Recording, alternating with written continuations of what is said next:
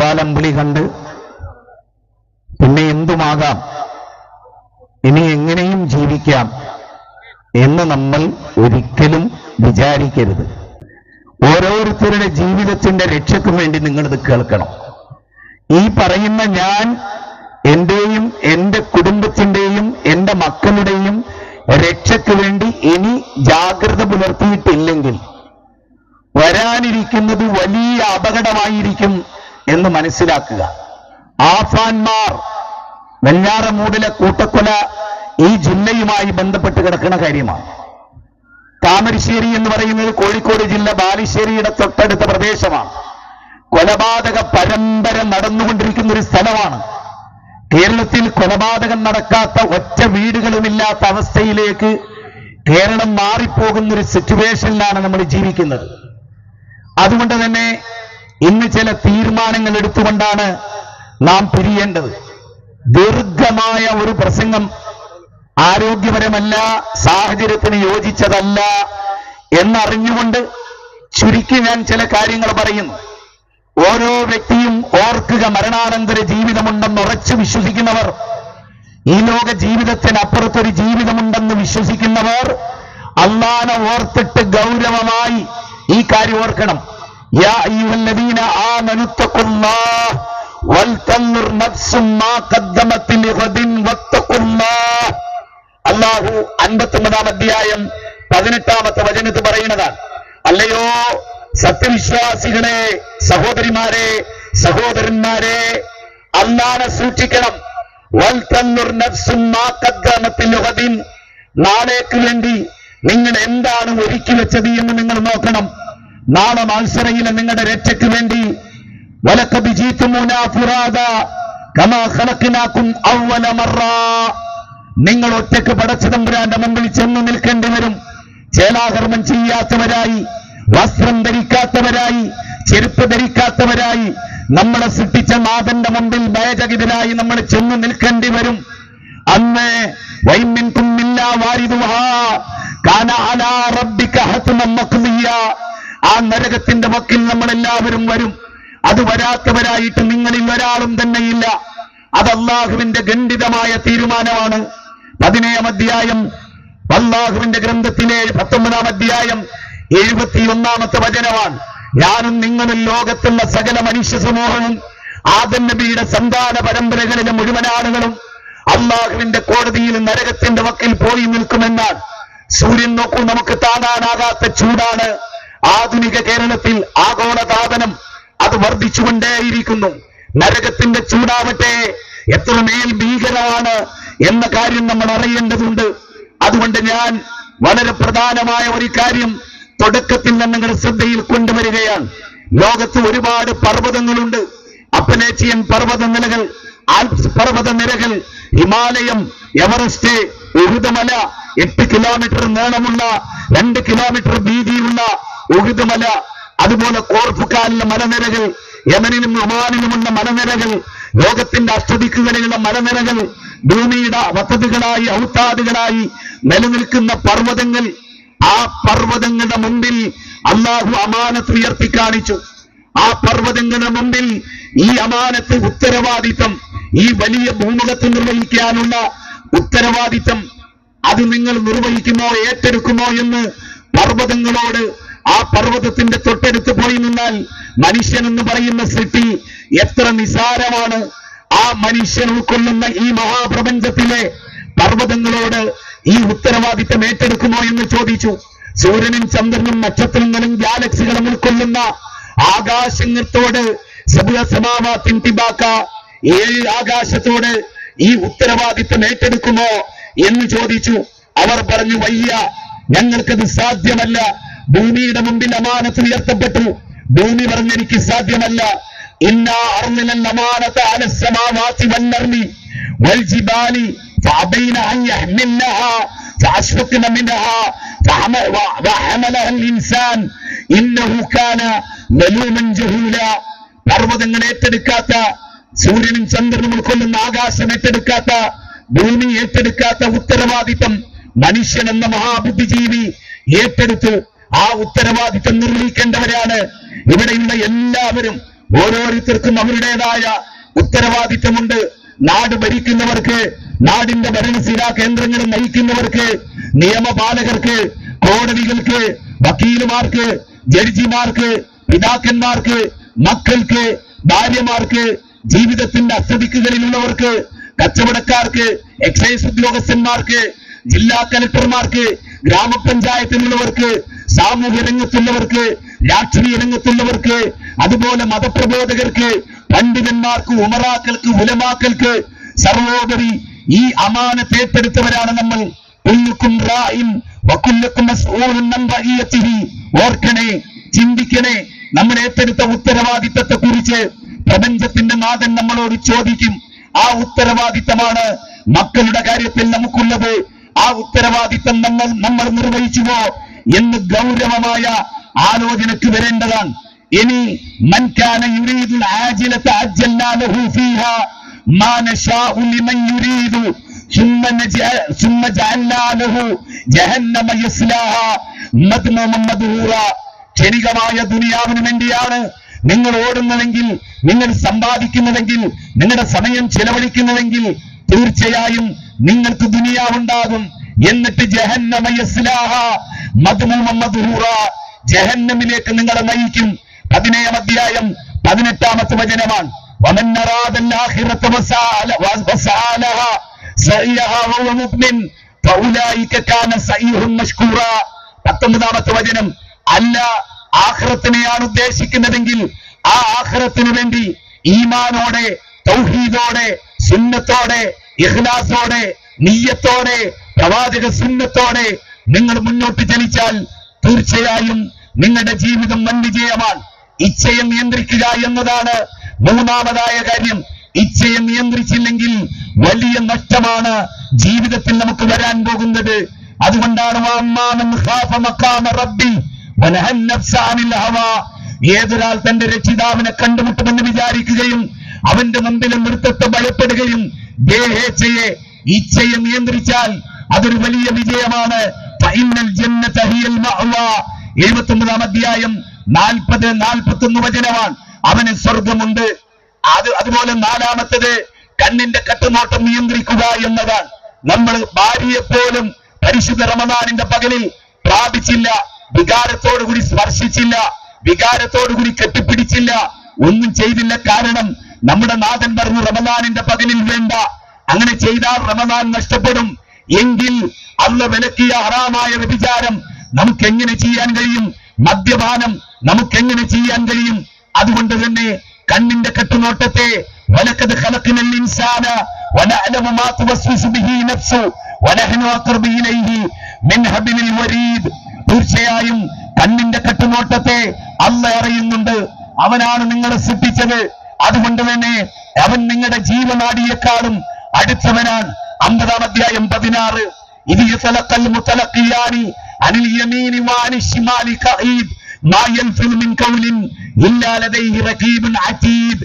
നിങ്ങളുടെ ഇടതുഭാഗത്തും വലതുഭാഗത്തും നിന്നുകൊണ്ട് മലക്കുകൾ ഈ കാര്യം രേഖപ്പെടുത്തുന്നുണ്ട്. അതുകൊണ്ട് തന്നെ കണ്ണിന്റെ കെട്ടുനോട്ടത്തെ, ഹൃദയത്തിന്റെ വികാരത്തെ അല്ലാഹു സുബ്ഹാനഹു വ തആല കാണുന്നുണ്ട്, അറിയുന്നുണ്ട്, കേൾക്കുന്നുണ്ട്. ഈ ബോധമുണ്ടാകണം.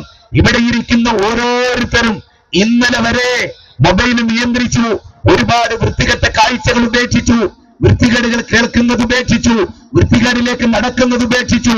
അതേ നിയന്ത്രണം ജീവിതത്തിലുടനീളം വെച്ച് പുലർത്തേണ്ടവരാണ് നമ്മൾ. എങ്കിലേ നമുക്ക് വിജയമുള്ളൂ. അതുപോലെ തന്നെ അന്ന് പറയുന്നത്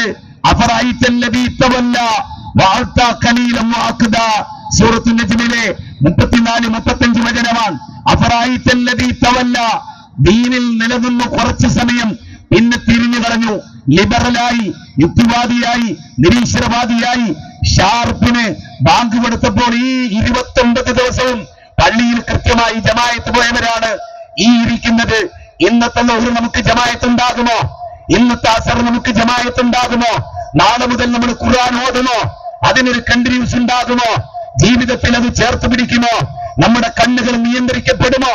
പരിശോധിക്കപ്പെടേണ്ടതുണ്ട് എന്നാണ് എനിക്കിവിടെ പറയാനുള്ളത്. ഒരുപാട് സദഖ ചെയ്തു, സക്കാത്ത് കൊടുത്തു, ഇപ്പോഴും സദഖ കൊടുത്തുകൊണ്ടിരിക്കുന്നു. അത് കുറച്ചു കൊടുത്ത് നിർത്തിക്കളഞ്ഞ ഒരുത്തനെ പോലെ നിങ്ങൾ ആരും ആകരുത്. ശവ്വാൽ ഒന്നോടുകൂടെ സകല പുണ്യങ്ങളും നിർത്തുന്നവരും സകല തിന്മകളും വാരിപ്പിണരുന്നവരും നമ്മളാകരുത് എന്ന് നമ്മുടെ റബ്ബ് നമ്മളോട് പറയുന്നു. ആ കാര്യം ശ്രദ്ധിക്കണേ. അതുപോലെ നാം ചെയ്യുന്ന ഒരു പാപഭാരവും കൂട്ടുകാരന് വേണ്ടി, കൂട്ടുകാരിക്ക് വേണ്ടി, നാം വിശ്വസിക്കുന്ന പ്രസ്ഥാനത്തിന് വേണ്ടി, നാം വിശ്വസിക്കുന്ന രാഷ്ട്രീയ പാർട്ടിക്ക് വേണ്ടി, ക്യാമ്പസിലെ നാം വിശ്വസിക്കുന്ന വിദ്യാർത്ഥി സംഘടനയ്ക്ക് വേണ്ടി നാം തെറ്റ് ചെയ്താൽ അറിയണം,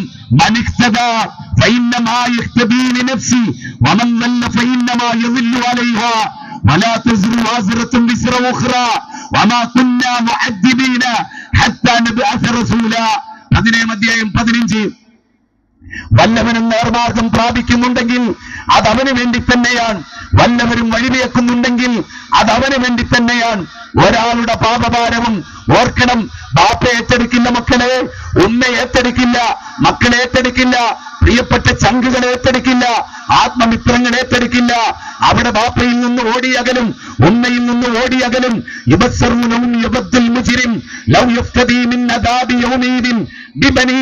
ഒരാളും ഉണ്ടാവില്ല. എന്റെ ഉപ്പാനെ നരകത്തിലിട്ടോ, എന്റെ ഉപ്പാനെ നരകത്തിലിട്ടോ, ഉമ്മാനെ ഇട്ടോ, എന്റെ ബ്രദേഴ്സിനെ നരകത്തിൽ കൊണ്ടുപോയി തള്ളിക്കോ, എന്റെ ഭാര്യയെ, എന്റെ മക്കളെ ഒക്കെ നരകത്തിലിട്ടോ, എന്നെ രക്ഷപ്പെടുത്തി തരണേ എന്ന വിലാപമാണ്. അല്ലാത്ത ഒരിക്കലും ഒരാളുടെ പാപഭാരവും ഒരാൾ ഏറ്റെടുക്കുകയില്ല. കയർ പിരിച്ചുടച്ച പെണ്ണിനെ പോലെ നിങ്ങളാകരുത്.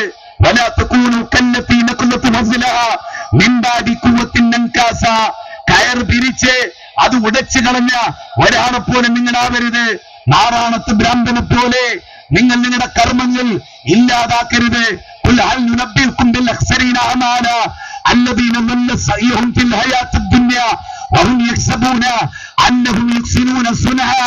നല്ല പ്രവർത്തനമാണ് പ്രവർത്തിക്കുന്നതെന്ന് കരുതി ദുനിയാവിൽ പലതും ചെയ്ത് അത് നശിപ്പിക്കുന്നവരെ പോലെ ഒരിക്കലും നിങ്ങളാവരുത് എന്ന് അല്ലാഹു നമ്മളോട് 16-ാം അധ്യായം 92-ാമത്തെ വചനത്തിൽ പറയുന്നു. ഇനി ഞാൻ പറയുന്ന കാര്യങ്ങൾ ഒരൽപ്പം കൂടി ഗൗരവമായി നാം കേൾക്കണം. ആധുനിക ലോകത്ത് ഒരുപാട് പ്രശ്നങ്ങളുണ്ട്. അതിലൊന്ന് മൂല്യങ്ങൾ നഷ്ടപ്പെട്ടുകൊണ്ടേയിരിക്കുന്നു, മൊറാലിറ്റി നഷ്ടപ്പെട്ടുകൊണ്ടേയിരിക്കുന്നു, മൊറാലിറ്റി തകർത്തെറിയുന്നു, നന്മ നിറഞ്ഞ ജീവിതം ഉപേക്ഷിക്കുന്നു. എവിടെ നോക്കിയാലും തിന്മകളാണ്. ജീവിതത്തിന് അർത്ഥമില്ലാതെ പോകുന്നു. ഞാൻ എന്തിനാണ് ജീവിക്കുന്നത് എന്നറിയാത്ത അവസ്ഥ വരുന്നു. ഭരണാധികാരികൾ on the people, of the people, by the people ആണ് ജനാധിപത്യമെങ്കിൽ ജനങ്ങൾക്ക് വേണ്ടി യാതൊന്നും ചെയ്യാത്ത, ജനങ്ങൾക്ക് വേണ്ടി പ്രവർത്തിക്കാത്ത, ജനങ്ങൾക്ക് വേണ്ടി അധ്വാനിക്കാത്ത, അവനവന് വേണ്ടി മാത്രം അധ്വാനിക്കുന്ന ഭരണാധികാരികൾ വർദ്ധിച്ചു വരുന്നു. പ്രവാചകന്റെ പ്രഖ്യാപനമാണ്, പ്രവചനമാണ്. നല്ല മനുഷ്യന്മാർ തഴയപ്പെടുകയും വൃത്തികെട്ടവർ അധികാരം ഭരിക്കുകയും ചെയ്യുന്ന അവസ്ഥ വരുമെന്ന് റസൂൽ പറഞ്ഞു. മാതാപിതാക്കൾ മക്കളാൽ മറക്കപ്പെടുകയും മക്കളാൽ മാതാപിതാക്കൾ വെറുക്കപ്പെടുകയും ചെയ്യുന്ന അവസ്ഥ ലോകത്ത് സംജാതമാകും.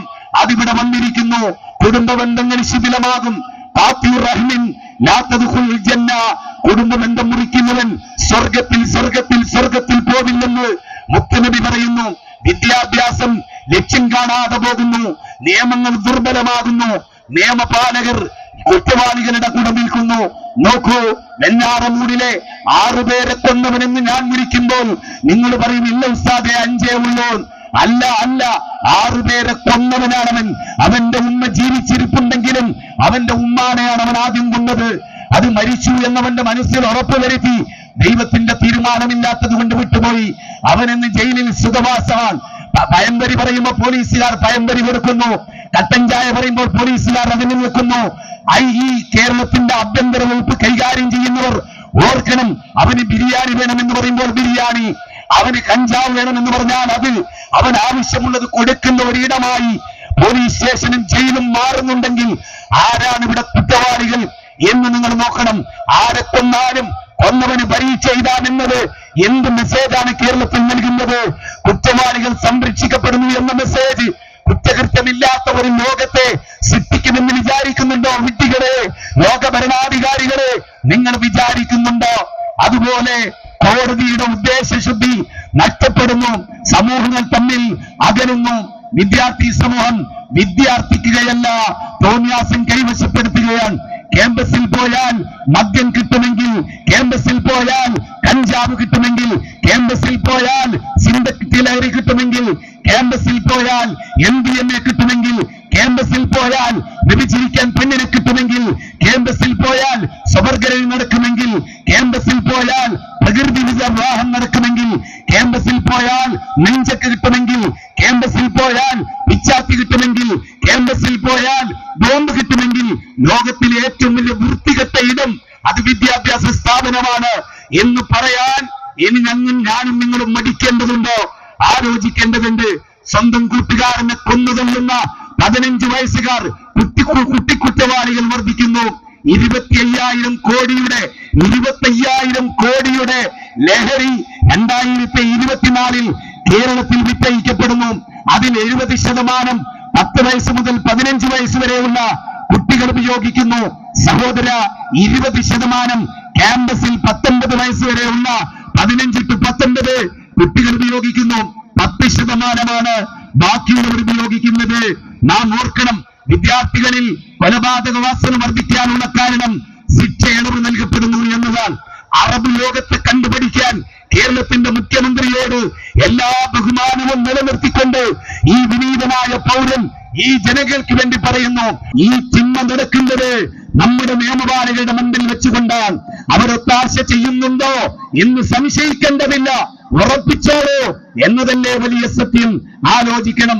അറിവുള്ളവർ മാറ്റി നിർത്തപ്പെടുന്നു, വിഡ്ഢികൾ നാട് ഭരിക്കുന്നു, മൊബൈലുകൾ തലമുറകളെ നശിപ്പിക്കുന്നു, സിനിമകളിൽ കുറ്റകൃത്യ പ്രേരണകൾ വർദ്ധിക്കുന്നു, വൃദ്ധസദനങ്ങൾ വർദ്ധിക്കുന്നു, കുട്ടി ആത്മഹത്യകൾ വർദ്ധിക്കുന്നു, മൊബൈൽ കൊടുക്കാത്തതിന്റെ പേരിൽ 1ാം ക്ലാസ് വിദ്യാർത്ഥി മരിക്കുന്നു, മഹർ വാങ്ങി വെച്ച ഉമ്മാന്റെ കഴുത്തറക്കുന്നു. എന്തെല്ലാം നമ്മൾ കാണുന്നു. ആത്മീയ ചൂഷണങ്ങൾ വ്യാപകമാകുന്നു, യുക്തിവാദം വർദ്ധിക്കുന്നു, പെൺകുട്ടികൾ വിവാഹത്തെ വെറുക്കുന്നു, പ്രേമാനന്തരം ആസിഡ് ഒഴിച്ചു കൊല്ലുന്നു, മുത്തുപോലെ പ്രേമിച്ച പെണ്ണിനെ ചുറ്റിക കൊണ്ട് അടിച്ച് തകർക്കുന്നു. ആയുധം ഇന്ന് 2 എണ്ണമാണ് കേരളത്തിൽ. ഒന്ന് ചുറ്റികയാണ്, മറ്റൊന്ന് അരിവാളാണ്. നെല്ലരിയേണ്ട അരിവാൾ കഴുത്തരിയാൻ എന്തുകൊണ്ട് ഉപയോഗിക്കുന്നു എന്നും, കല്ലിടിച്ച് പൊളിക്കാൻ ഉപയോഗിക്കുന്ന ഹാമർ തലയിടിച്ച് നിരത്തുന്നത് എന്തുകൊണ്ട് എന്നും ഇവിടുത്തെ രാഷ്ട്രീയക്കാർ കൂടി ഓർത്താൽ നന്ന്. ഇവിടെയുള്ള ഇതര മതസമൂഹങ്ങളോട് ഞങ്ങളുടെ ആഘോഷമാണ്. നിങ്ങളുടെ അമ്പലങ്ങൾ താറപ്പോളിൽ വെച്ച് പൂട്ടേണ്ടി വരില്ല. ഉത്തരേന്ത്യയിലെ യോഗിയുടെ ഭരണകൂടം അവിടെ ഹൈന്ദവാഘോഷം നടക്കുമ്പോ താറപ്പോളിൽ വെച്ച് മുസ്ലിം പള്ളികൾ മറച്ച ഭീകരനോട് നമുക്ക് പറയാനുള്ളത്, മുസ്ലിങ്ങളുടെ ആഘോഷത്തിൽ നിങ്ങൾക്കത് ചെയ്യേണ്ടി വരില്ല. നിങ്ങൾ പഠിച്ച സ്കൂളിലല്ല ഞങ്ങൾ പഠിച്ചിട്ടുള്ളത്, നിങ്ങൾ പഠിച്ച തട്ടകത്തിലല്ല ഞങ്ങൾ പഠിച്ചിട്ടുള്ളത്, നിങ്ങൾ പഠിച്ച ശാഖകളിലല്ല ഞങ്ങൾ പഠിച്ചിട്ടുള്ളത്. മനുഷ്യർ ഉൾക്കൊള്ളുന്ന, മാനവികത ഉൾക്കൊള്ളുന്ന വിദ്യാഭ്യാസ ഇടങ്ങളിൽ പഠിച്ചവരാണ് ഞങ്ങൾ എന്ന് നിങ്ങൾ ഓർക്കണം. സഹോദരങ്ങളെ വളരെ ഗൗരവമായി നോക്കൂ. മുഖ്യമന്ത്രിയോടും അതുപോലെ മറ്റു മന്ത്രിമാരോടും നമുക്ക് പറയാനുള്ളത്, നിങ്ങൾ നിങ്ങളുടെ ഉത്തരവാദിത്വം നിർവഹിക്കണം. പോലീസുകാരോട് നിങ്ങൾ നിയമത്തെ ശക്തിപ്പെടുത്തണം. എസ് ഉദ്യോഗസ്ഥന്മാരോട് നിങ്ങൾ കൈക്കൂലി വാങ്ങുന്നത് അവസാനിപ്പിക്കണം. അതുപോലെ മയക്കുമരുന്നുകളുടെ ഗോഡൌണുകൾ കണ്ടെത്തണം, ജനങ്ങളെ കൂട്ടിപ്പിടിക്കണം, ജനങ്ങളെയും കൂടി അതിൽ ഇൻവോൾവ് ആക്കണം. പ്രിയപ്പെട്ട ജില്ലാ കളക്ടർമാരോട് നിങ്ങൾ നിങ്ങളുടെ ദൗത്യങ്ങൾ നിർവഹിക്കണം. ചാനലുകാരോട് നിങ്ങൾ പല കാര്യങ്ങളും വളരെ ഗൗരവമായി ഇനി നിങ്ങൾ മുന്നോട്ട് പോകണം. മനുഷ്യരെ തമ്മിൽ തല്ലിക്കുന്ന ചർച്ചകൾ നിങ്ങൾ ഒഴിവാക്കണം. ജനം ടിവിയിൽ അന്യ സംസ്ഥാന തൊഴിലാളികളെ നാം വിളിച്ച് നോമ്പ് തുറപ്പിച്ചത് തീവ്രവാദമായി, ഭീകരവാദമായി ചിന്തിക്കുന്ന സബ്ജക്ട് ടാങ്ക് നിലവാരമുള്ള ജനം ടിവിയോടും നിങ്ങൾ മനുഷ്യരാകണം. കോട്ടിട്ടാൽ മനുഷ്യരാവില്ല, ജ്ഞാനമുണ്ടാകണം. ജ്ഞാനം ഉൾക്കൊള്ളുന്നത് കറുത്ത കോട്ടിലല്ലടോ, കിട്ടിയ ചുവന്ന ചരടിലുമല്ലടോ, ഇട്ട തൊപ്പിയിലുമല്ലടോ, ഇട്ട ജുബ്ബക്കുപ്പായത്തിലുമല്ല, നെഞ്ചകത്താണ് എന്ന് തിരിച്ചറിവ് നിങ്ങൾക്കുണ്ടാകണം. പത്രക്കാരോട് ഈ തിന്മകൾക്കെതിരെ ശബ്ദിക്കാൻ നിങ്ങളുടെ പത്രത്തിലെ തൂലികകൾ നിങ്ങൾ മാറ്റിവെക്കണം. അധ്യാപകരോട് നിങ്ങൾ ഉന്നത ഗുരുനാഥന്മാരാകണം. നിങ്ങൾ നിങ്ങളുടെ കുട്ടികളെ ചൂരലുപയോഗിച്ച് അടിയുറങ്ങണം. മക്കളെ നന്നായി തല്ലുന്ന ബാപ്പയും ഉമ്മയും വർദ്ധിച്ചു വരണം. തല്ലിമുണ്ടാക്കിയിരുന്നു കഴിഞ്ഞ യുഗം, അത് തിരിച്ചു വരണം. കേരളത്തിലെ മുഴുവൻ നിയമങ്ങളിലും മാറ്റങ്ങൾ വരണമെങ്കിൽ അത് മാറ്റം വരുത്തണം. കാലം മാറിയതിനനുസരിച്ച് 7 വയസ്സുകാരനെ തൂക്കിക്കൊല്ലാൻ വിധിക്കുന്ന ഭരണം, കഴുത്ത് വെട്ടാനുള്ള ഭരണം പരസ്യമായി സ്റ്റേജിൽ കൊണ്ടുവന്ന് കൊല്ലാനുള്ള നിയമം ഈ രാജ്യത്ത് നടപ്പാക്കണം. എങ്കിൽ നല്ലൊരു രാജ്യം കെട്ടിപ്പടുക്കാം, ഇല്ലേ തെണ്ടികളായി ജീവിക്കാം ഇഷ്ടം പോലെ.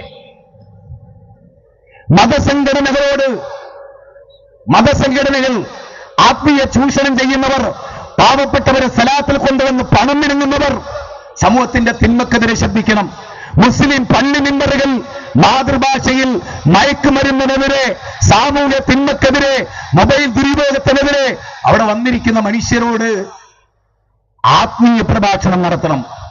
മാതാപിതാക്കളോട് നിങ്ങളുടെ മക്കൾ എവിടെ പോകുന്നു, നിങ്ങളുടെ മക്കൾ ആരുടെ കൂടെ ഇരിക്കുന്നു, നിങ്ങൾ വീട്ടിൽ നിന്ന് അറിയണം. എന്റെ മോൻ എവിടെയാ, അവൻ ഇന്നടത്ത് കാണാം, അവിടെ പോകണം. അവിടെ ചെല്ലുമ്പോൾ 5 കുട്ടികളുടെ കൂടെ അവനിരിക്കും. 6ാമനായി ചോദിക്കണം, മക്കൾ എന്താ അവിടെ ഇരിക്കുന്നത്, മോനെ നീ എന്തിനാ അവിടെ വന്നത്, ആരാ ഇത്, നിങ്ങൾ ഇരിക്കുന്നതിന്റെ ലക്ഷ്യം എന്താ? എന്നിട്ട് അവരെ കൂട്ടിക്കൊണ്ടിരിക്കുക. വാപ്പുറത്ത് കുറച്ച് വൃത്തികെട്ട സ്ഥലം ഉണ്ടാവുന്നത് നന്നാക്കണം.